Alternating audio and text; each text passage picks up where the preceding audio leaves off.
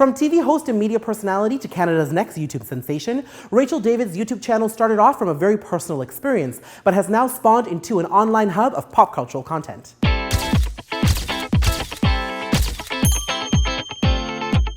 Rachel, Hi. I'm so excited to be having a date with you. Now, TV host, media personality to Canada's YouTube sensation. Hello. Yeah, your YouTube channel has grown so much and so fast in the past year, but it really was born out of a very personal experience. There was a lot of stuff happening to you during this 1 week in life that led to some very personal vlogs. So tell me about that.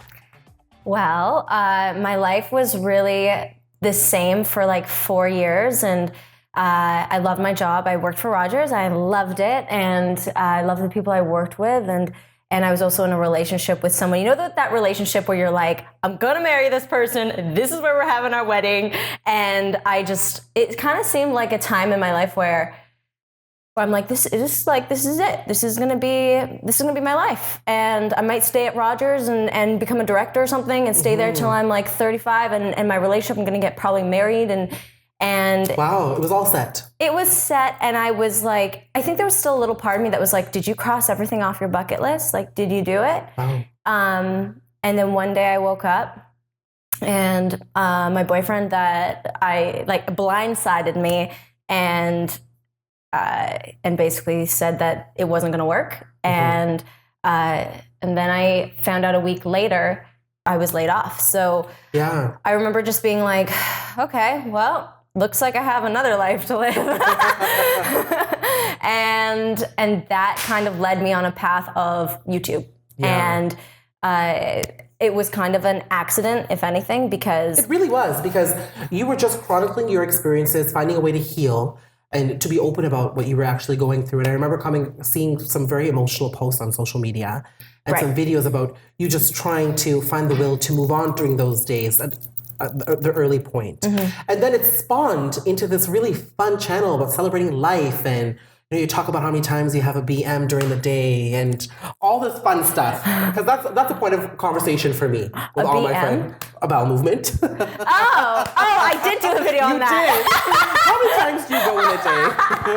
And so it's been fun. It's been fun, but it all came from a point of seriousness. So talk to me about the growth of your YouTube channel. Okay, well, yeah, because the first video I put up was essentially me just being like, everybody stop texting me. Like, I'm not on your TV because I got laid off, and I'm not with my boyfriend because he broke up with me. Stop texting me. I'm making a video. I'm just going to lay it all out there. And I really didn't look at YouTube as even a viable outlet. It was just kind of like, how do I communicate this message and not have to text this or get on the phone call with everybody? So I put out this video. It's now at about like almost 20,000 views. Yeah. It got 4,000 views in a day. And I got outreach from like, I don't know, maybe it was like 500 people reached out, people I didn't know, friends from like back home, everyone sharing their story. And I genuinely felt like, oh my God, I am not alone. And people go through all these things, if like way worse things. So Rachel, you should be grateful. And it also showed me that YouTube was a really powerful platform to connect with people. Yes.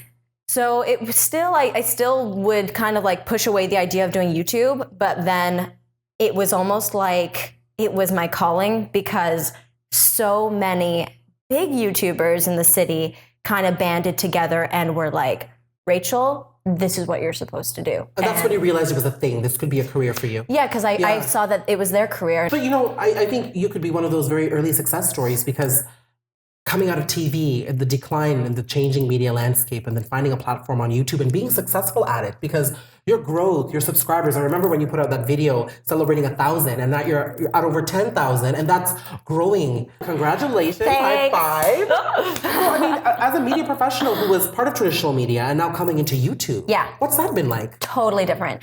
I basically had to take my brain, erase it with bleach, and then learn a whole new set of skills. And that'd be scary. It was just it was a learning curve. And it's funny because I have this conversation with quite a few people, like the director of the MCN Kin community. His name's Rick, and he came from CBC, and he made a really great transition into digital, but not everybody does. So it's understanding how content is consumed, why things like a big corporation pumping out videos might not always be the most authentic way that people want to consume that content, and why really the one-to-one talking is so impactful. Like, I have a whole new idea of how to make content and how to connect with people. Yeah. And it's on a much more real level. Yeah.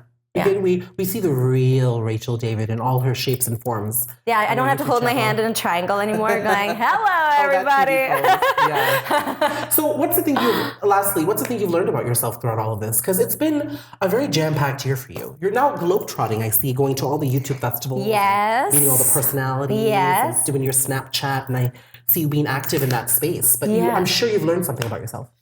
I learned that I'm stronger than I thought I was, and I've learned that that probably my biggest strength, I didn't really realize what it was, but I think it's connecting with people and relationships, and that I can handle. It's like if something is going to throw you off of your balance, you can handle it. I think what I've really learned about myself is that I can multitask, and I didn't. It's so essential these days. But it's like, YouTube is genuinely the hardest job. You have to be the producer, you have to be the cameraman, the lighting person, the editor, the distributor, the social media expert. You have to be the talent. Like, it's like there's always something to do. And I realized that my work ethic is even more than I thought that it would be. Yes, and you've done it so beautifully. Thank you. So cheers to that, honey. Thanks, honey. And cheers to tens of hundreds of more thousands of YouTube subscribers. Thank you. Congratulations, and good job going after this. Thank you. Thank you so much. Amazing. Cheers. Thank you. Cheers.